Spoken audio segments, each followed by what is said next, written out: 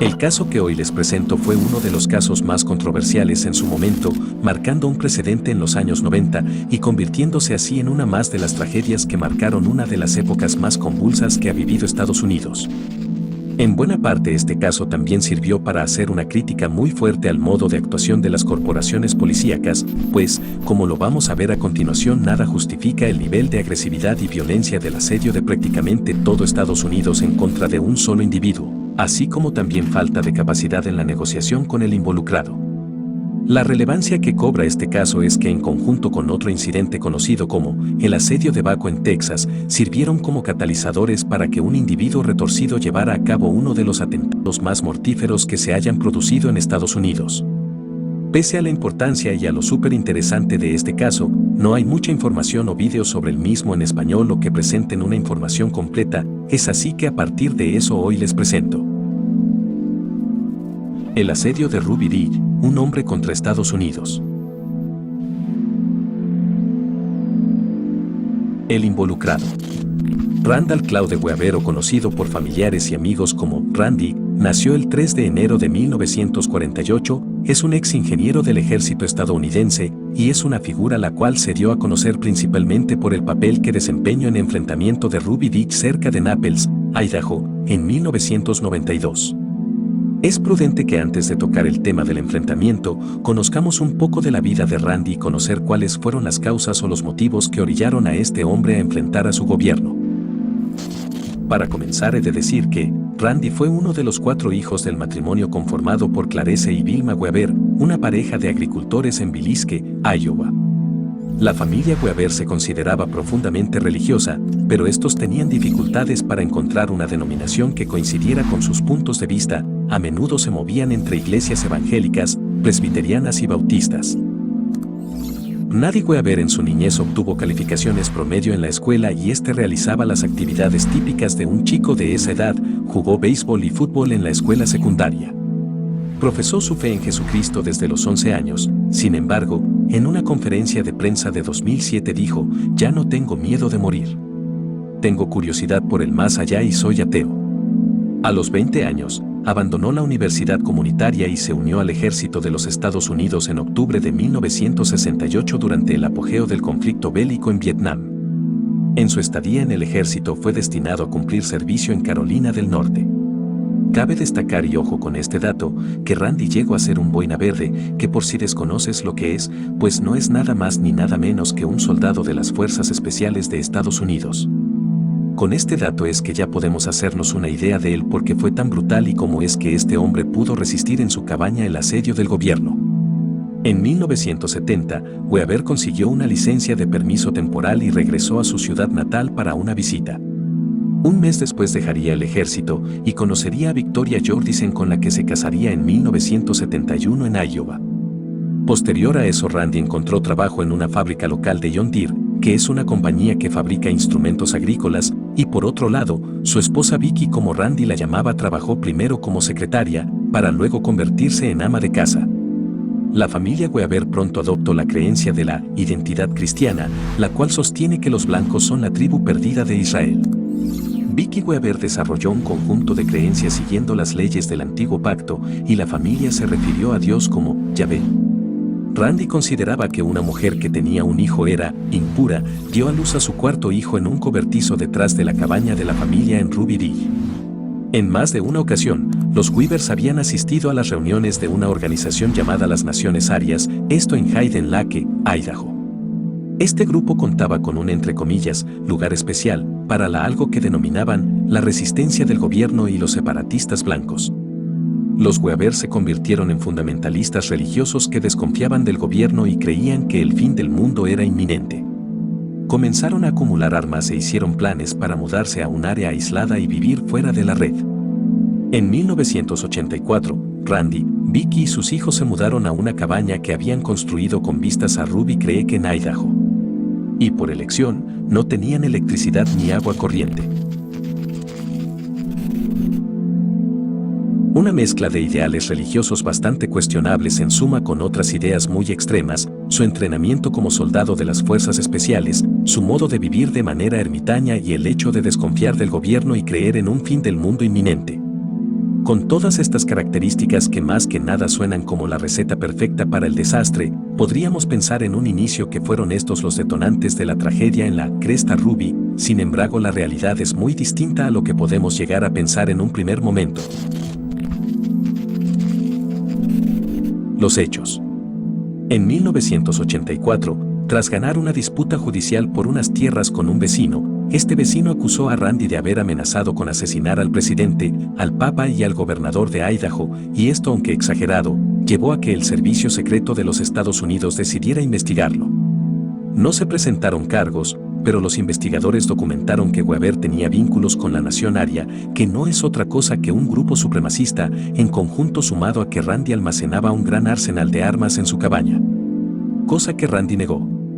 En 1989, agentes encubiertos de la ATF, que es la Agencia de Alcohol, Tabaco, Armas de Fuego y Explosivos, afirmaron que Weaver les vendió escopetas recortadas ilegales. La ATF trató de usar la evidencia que tenían contra Weaver para convertirlo en su informante, pero este rechazó ese trato en junio de 1990. Por lo tanto, la ATF le armó un caso criminal acusándolo así de fabricar, poseer y vender armas ilegales. Por lo que Weaver fue arrestado y puesto en libertad bajo fianza con un juicio programado para el 19 de febrero de 1991. Pero debido a que ese era un día feriado, el juicio quedó reprogramado para 20 de febrero, pero un oficial de libertad condicional envió una carta a Weaver, indicando de manera equivocada que la nueva fecha del juicio era el 20 de marzo.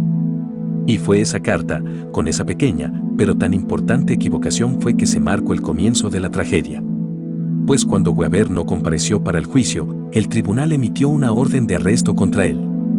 Aunque el jefe de libertad condicional poco después informó al juez de la equivocación con respecto a la fecha del juicio, el juez no canceló la orden, creyendo que el abogado de Weaver pudo comunicar la fecha que, si era su cliente. Aquí es cuando entra en juego otro de los actores importantes que facilitaron la tragedia. Estoy hablando del Servicio de Alguaciles de Estados Unidos, o también conocido como Marshals, los cuales fueron los responsables de traer al ahora fugitivo Weaver. Dado el arsenal de armas de Weaver y sumado con su muy expresa postura antigubernamental, determinaron que no se rendiría pacíficamente. También se afirmaba que la propiedad estaba llena de bombas trampa, cosa que era falsa.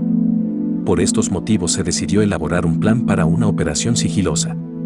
Así fue como empezaban 18 meses de vigilancia a la familia por parte de agentes federales camuflados, llegando a instalar cámaras de vídeo y a usar helicópteros para reconocimiento aéreo. Durante este periodo de tiempo la familia Weaver se aisló cada vez más. Vicky dio a luz a una niña en casa y cuidó de su familia lo mejor que pudo en esas circunstancias tan difíciles. El alguacil de nombre William Billy Dean conocen bien el terreno, el cual era accidentado y que rodeaba la propiedad de Weaver, así que lideró al equipo encubierto. Así fue como en la madrugada del 21 de agosto, un equipo de 6 alguaciles equipados con camuflaje militar, lentes de visión nocturna y fusiles M16 se adentró en la propiedad de los Weaver buscando posiciones desde las que poder tender una emboscada a Randy. Estos fueron detectados por las mascotas de la familia, 2 labradores, que se pusieron a ladrar alertando a la familia que se encontraba en su cabaña. El labrador de nombre Striker fue abatido por uno de los alguaciles al ver que la operación estaba comprometida. Por otro lado, el amigo de la familia de nombre Kevin Harris y el hijo de Randy de nombre Sammy Weaver, de 14 años, corrían a ver qué era lo que sucedía. Sammy Weaver y Kevin se percataron y empezaron una persecución mientras el equipo de vigilancia se dispersaba. Y en ese momento, la hora cero dio inicio, pues fue ahí cuando empezó el tiroteo entre Sammy Weaver y el alguacil Billy Degan. El quien disparó primero y quien disparó, a quienes y seguirá siendo un misterio, pero esto mismo fue la fuente de una acalorada discusión entre ambas partes sobrevivientes en los tribunales y en los medios de comunicación. El resultado de este primer incidente se saldó con el término de Sammy Weaver y del alguacil Billy Degan. Tras esto, los alguaciles pidieron ayuda inmediatamente al FBI, que mandó de la zona un equipo especial del FBI. También se solicitó ayuda al sheriff del condado de Boundary y al gobernador de Idaho, y se declaró el estado de emergencia en dicho estado.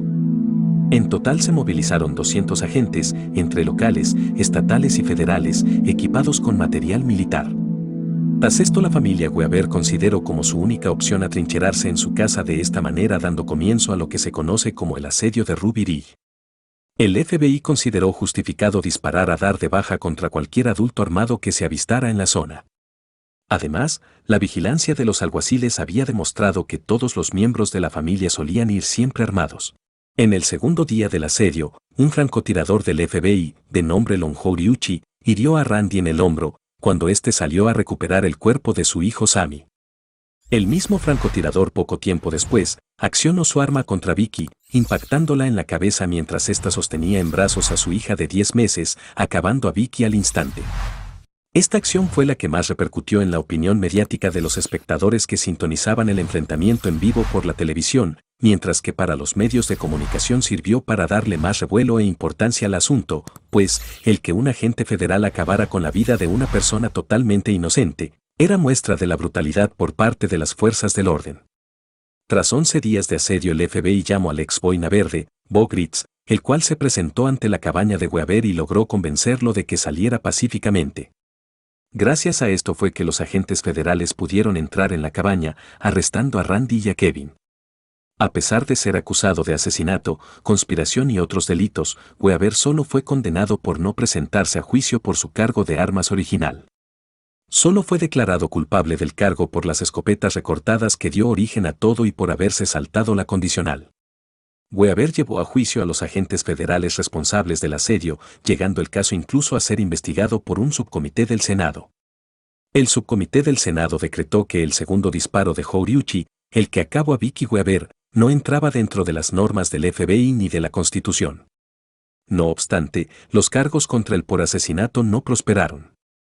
9 meses después de los hechos de Ruby Ridge, Horiuchi participó en otro acontecimiento todavía más grave que también implicó a la ATF, el asedio al rancho de la secta de los Davidianos en Waco, Texas, que se saldó con 80 víctimas mortales.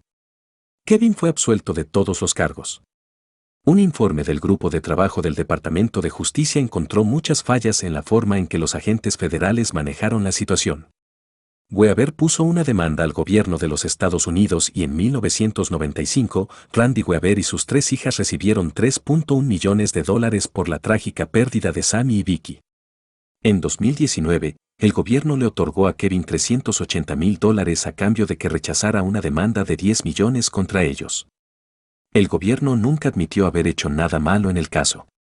Tanto los acontecimientos de Ruby Ridge como los de Waco tuvieron gran impacto nacional y fueron utilizados por grupos extremistas antigubernamentales como prueba de que el gobierno federal se estaba volviendo tiránico y era una amenaza. Pese a todos estos hechos, los grupos ultraderechistas recién empezaron a ser conocidos por el caso Ruby Ridge. Este se registró en agosto de 1992 en el pequeño poblado de Ruby Ridge, Idaho. Yo fui Charlie, y ahora. Recuerda que no me recuerdas.